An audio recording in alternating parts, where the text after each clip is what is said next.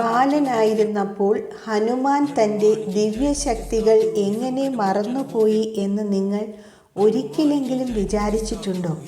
ഇത് ഒരു അപകടവശാൽ സംഭവിച്ചതല്ല. അവൻ ബാലനായിട്ട് തന്നെ അത്യന്തം ശക്തിയുള്ളവനായിരുന്നു. ദേവന്മാർ നൽകിയ അനവധി വരങ്ങൾ അതിനൊരു കാരണമായി. അവനിലുള്ള അമാനുഷിക ശക്തിയിൽ അവന് ഒട്ടും നിയന്ത്രണമില്ലായിരുന്നു. ഒരു കുഞ്ഞുകുട്ടിയുടെ വികൃതി ആയിരുന്നില്ല അത്. കുഞ്ഞായിരുന്ന ഹനുമാൻ സമുദ്രങ്ങളും വലിയ പർവ്വതങ്ങളും വേഗം ചാടിക്കടക്കുമായിരുന്നു.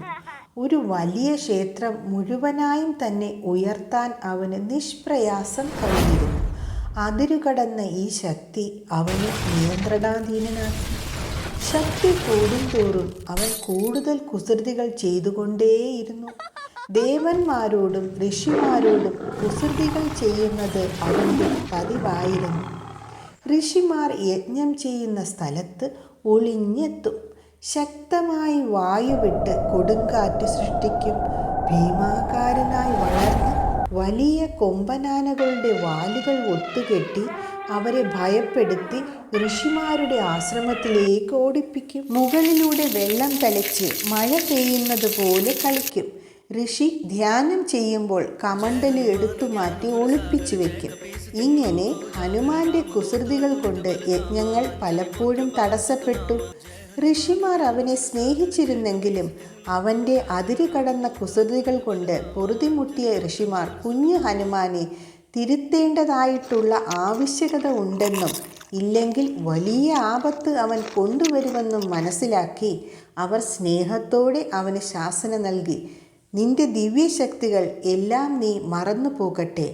ആരെങ്കിലും നിന്റെ ദിവ്യശക്തികൾ ഓർമ്മപ്പെടുത്തുന്നതുവരെ നീ ഒരു സാധാരണ കുരങ്ങായി ജീവിക്കട്ടെ എന്ന് ശാപം കൊടുത്തു.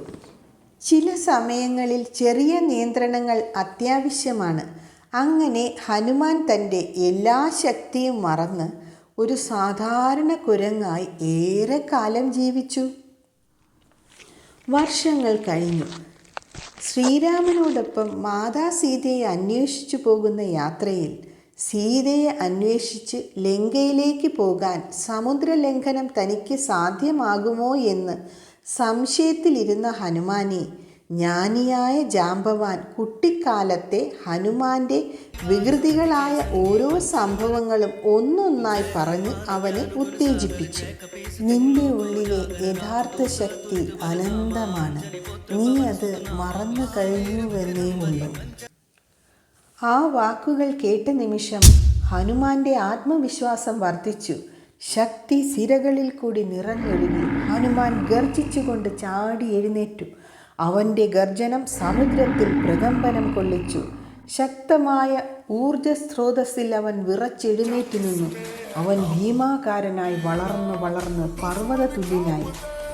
കണ്ണുകളടച്ച് ഭഗവാൻ ശ്രീരാമനെ മനസ്സിൽ ധ്യാനിച്ച് ഹനുമാൻ കൈ രണ്ട് മുന്നിലേക്ക് നീട്ടിവെച്ച് വാലുയർത്തി ശക്തമായി മുന്നോട്ടാഞ്ഞ് അനന്തതയിലേക്ക് എടുത്തു ചാടി.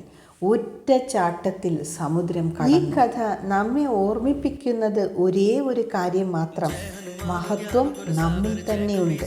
പക്ഷേ അതിനെ ഉണർത്താൻ ശരിയായ മാർഗദർശനം മാത്രമേ ആവശ്യമായിട്ടുള്ളൂ.